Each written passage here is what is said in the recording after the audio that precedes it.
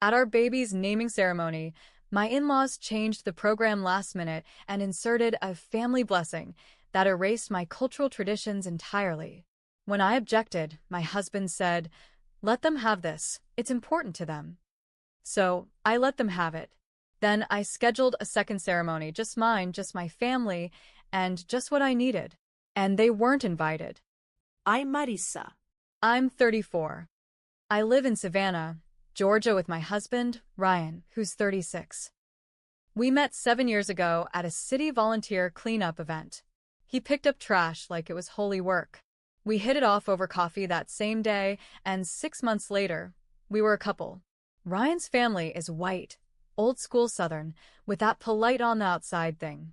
The kind that smiles wide but lets you know with their eyes that you'll always be an outsider. My family's from New Orleans and the Sea Islands of South Carolina, Creole and Gullah Geechee. Proud, rooted, full of traditions that run generations deep. When we got married, I already knew his mother, Beverly, was a handful. She wasn't mean, just dismissive. Like when I talked about my background, she'd nod vaguely and say things like, "That's interesting," then change the subject. She wore white, technically cream, to our wedding and told me afterwards she couldn't find anything else that looked good on her. Ryan asked me to let it go. So I did. I let a lot go. Fast forward 5 years. I had our baby boy in October, Caleb Elijah. I remember holding him for the first time and thinking, this child is the best thing I've ever done. He looked like both of us, my eyes, Ryan's chin, my nose, his hands. I was exhausted but glowing. A couple weeks after, we started planning the naming ceremony. In my family, this is more than a party. It's a spiritual event, almost like a second birth. You call the ancestors. You speak the baby's name into power. There's prayer, food, songs, and a deep reverence for where the child came from. We booked a hall near my parents' church. My uncle, who speaks Gullah, was going to lead the main prayer. My grandma was going to sing a spiritual passed down through 4 generations. My cousin made white linen clothes for Caleb, embroidered by hand. We kept Ryan's family included. His dad was given a short reading, and his mom was going to light a candle. We didn't cut them out. We balanced the 2 cultures carefully. I thought that was fair. But 2 days before the ceremony, Beverly called. I was holding Caleb, who was colicky and wouldn't sleep, and I was dead on my feet. She said she had some suggestions for the ceremony. I told her to talk to Ryan. I was too tired to go back and forth. That was the mistake. The day of the ceremony, I showed up and something felt off. The first thing I saw was the printed program. It wasn't the one I made. Gone was the Gullah prayer. Gone was the ancestral dedication. In its place, a section called Family Blessing, 20 minutes long, led by Ryan's Uncle Mitch. I froze. I grabbed a copy, scanned the whole thing. My stomach turned. I pulled Ryan aside. "What is this?" He glanced around like I was overreacting. They just made a few changes. They felt like they were barely part of it. A few? You erased my family's role. You let them erase it. They just wanted to feel included. Mitch said he had something powerful to share. Let them have this. It's important to them. I looked at him. He didn't get it. He never really got it. The ceremony started. I stood there with Caleb in my arms while Mitch spoke. For 20 straight minutes, he talked about one true God, Christian unity, tradition through a single faith. He never said the word black, but the silence around it was loud. My grandma sat stone-faced. My mom wiped her eyes. I stood still, my jaw clenched. Afterward, people took pictures. I smiled like a robot. I held my baby close and made small talk. But inside, I was done. Later that night, I sat on the edge of the bed and stared at Ryan. You let your family hijack our son's naming. They didn't hijack it. They contributed. No, I said. They took it. You let them take it. He had nothing to say to that. Just looked away. I didn't sleep much that night. Or the next. 3 days later, I called my mom. I told her the truth. The real version. She didn't yell. She just said, "So, what are we going to do?" I said, We're going to do it right. We planned a second ceremony. Quietly, carefully. At our family church, the one my great-grandfather helped build in the 1920s. I told Ryan 3 weeks out. We're doing it again. Just my family. He looked confused. Why? Because my family didn't get their ceremony. Because my son deserves to be named in his full identity. And because what happened wasn't okay. He got defensive. So you're excluding mine now? No, I said. I'm balancing the scale. You all got your moment. Now it's ours. He was mad for days. Kept saying I was overreacting. Said I was being divisive. I told him, your mother changed the damn program without asking me. That's divisive. He didn't have a good answer. 3 weeks later, we had the ceremony. It was everything I wanted. My uncle spoke in Gullah, clear and strong. My grandma sang the song I grew up hearing. We lit a candle for the ancestors. Everyone placed their hands on Caleb as we spoke blessings in English and Gullah. His name echoed through that old church like thunder. He wore the linen outfit. I wore white, too, simple but real. No show. Just love. Just truth. Ryan came to his credit. He sat in the back. Didn't smile, didn't frown. Just watched. His family wasn't invited. They found out after. Beverly called me crying. Left a voicemail saying she felt erased. She used my word. I didn't call her back. She showed up at our house 2 days later, trying to act hurt. I didn't let her in. Ryan tried to play peacemaker. Said I was being harsh. I said, she still hasn't apologized. Not to me. Not to my family. She doesn't think she did anything wrong. He didn't push after that. That was 3 months ago. Still no apology. Still no accountability. But Caleb? He has both names. Both stories. Both roots. He'll grow up knowing what they tried to erase. And I'll make damn sure he never forgets. A month after the second ceremony, things were quiet. Too quiet. Ryan didn't say much about it anymore. He went back to work, started coming home late a little more often. Not suspicious late, just distant. Like he didn't want to talk, because he didn't want to fight. We weren't fighting all the time, but we weren't connecting either. I felt like I was married to someone who watched something hurt me and chose silence. One night after putting Caleb to sleep, I asked him flat out, "Do you think your mom was wrong?" He didn't answer at first. Just rubbed his face like I asked him something too heavy. Then he said, "I think she meant well." My throat closed. That's not what I asked. She didn't mean to hurt anyone, Marissa. But she did. And you let it happen. He got up and walked to the kitchen without a word. I sat there, alone on the couch, listening to the hum of the baby monitor and the silence between us stretch like a crack in the wall. A week later, his mom sent an email. Not to me, to Ryan. He showed it to me like it was proof she was trying. It was a long message about misunderstandings and cultural differences and how sad it made her to feel judged. She said she didn't know our traditions were so important to Marissa's side. My side. Like I was the other team. I told Ryan, this isn't an apology. This is a guilt trip. He shrugged. It's the best she's capable of. Then she's not capable of being part of this family. He didn't like that. Said I was being dramatic. Said Caleb needed all his grandparents. I said, not if they erase who he is. That night, he slept on the couch. The distance kept growing. My mom noticed it first. She pulled me aside one day while I was visiting and said, "Are you okay, baby?" I nodded. Too quickly. She gave me a look. The kind that sees through everything. You can raise a child with someone and still be raising them alone. That stuck with me. The real twist came a few weeks later. I was at work when my cousin texted me a photo. It was from Facebook. Beverly had posted it. A picture of Caleb from the first naming ceremony. Captioned, "The day our family welcomed Caleb in the Christian way, just like we always dreamed." My stomach dropped. No mention of the second ceremony. No mention of my family. Just the Christian way, our family, and what we always dreamed. I stared at it for 5 minutes straight. Then I showed Ryan that night. His face tightened. He tried to say, she didn't mean it like, no, I snapped. Stop saying that.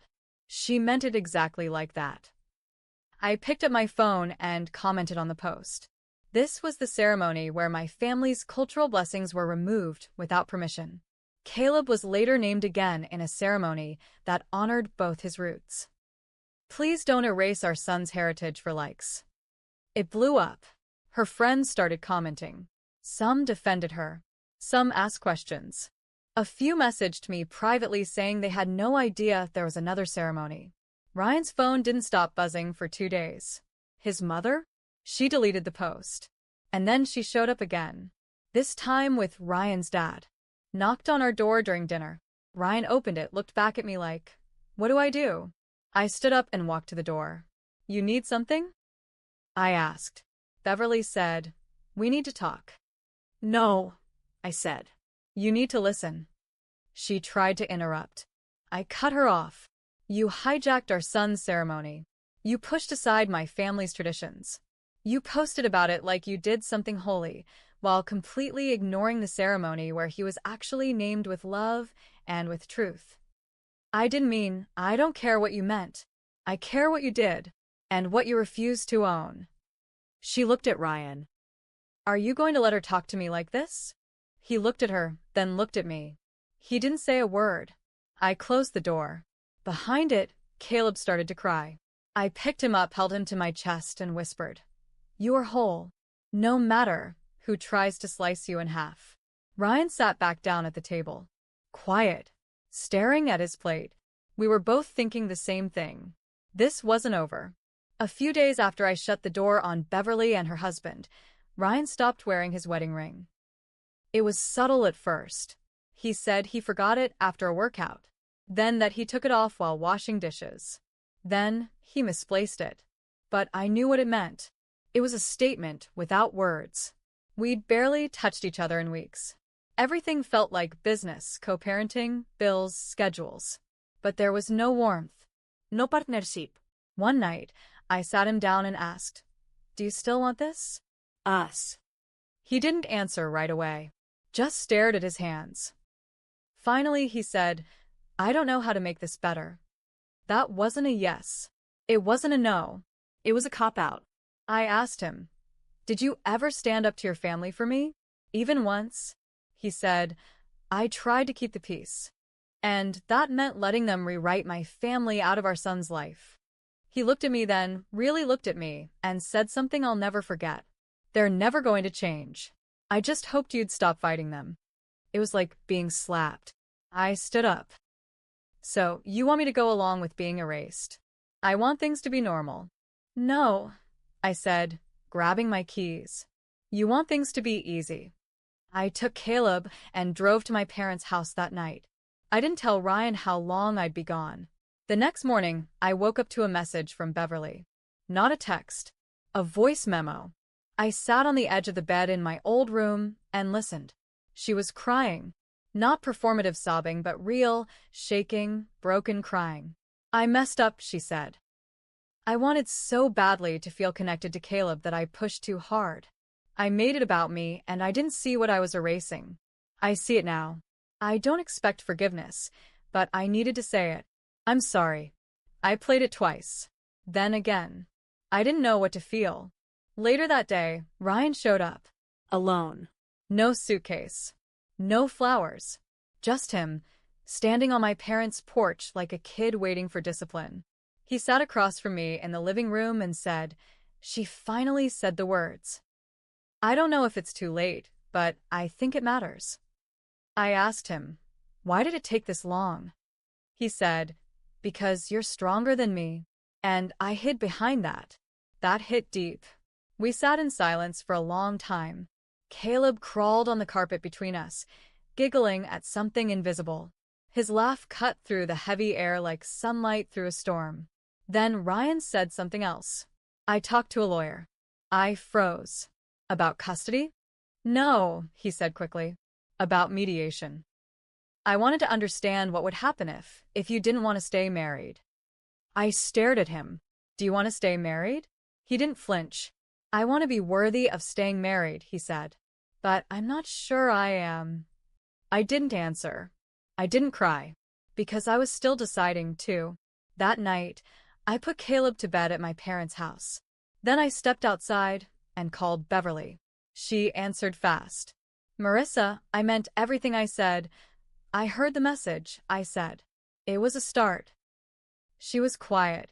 I need time. And you need to show, not just say, that you understand what you took from me. I will, she whispered. I hung up. Ryan drove back home alone. I stayed another 3 days. I needed space. I needed to remember who I was without being stuck in survival mode. When I finally went back to our house, I found something waiting on the table. A printed program. From the second ceremony. Framed. Ryan had written on the back, "This was real. This was truth. This is our family." It didn't fix everything, but it made me pause. Now the hard part begins, deciding whether I still want to fight with him or against him. I gave it 1 more month. 30 days of trying. Not pretending. Not playing nice. Trying. We went to therapy just once. Ryan said all the right things, but his eyes looked tired. Not from work.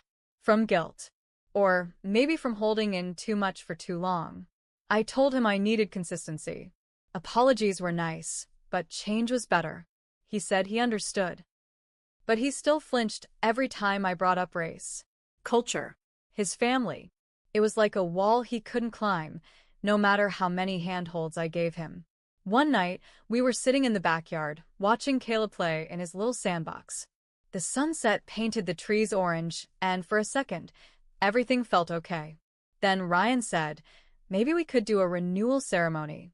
One that blends both families, now that everyone understands more. I looked at him like he'd grown a second head. A renewal ceremony? So we can redo the wedding we already compromised on? The one your mom wore white to? The one where my traditions were treated like accessories? He blinked. I thought maybe it could help heal things. No, I said. You want to put a fresh coat of paint over a rotting wall? He didn't respond. That night, I packed Caleb's bag. And mine. I didn't scream. I didn't cry. I left a note on the table. I needed a partner who would fight with me, not watch while I was erased. Caleb will know his full name, his full roots, and his whole self, with or without you. You were too afraid to lose your family, but you lost this instead. I moved back in with my parents for the time being, filed for legal separation a week later. Ryan didn't contest it. He still visits Caleb. He's never missed a pickup. He brings books now, books with black children on the cover. He tries harder in small ways. But he also stopped asking me to come back. I think he finally realized silence is a choice. And sometimes it costs you everything. As for Beverly, she sent a letter. Handwritten. 8 pages. She confessed everything. The manipulation. The need for control.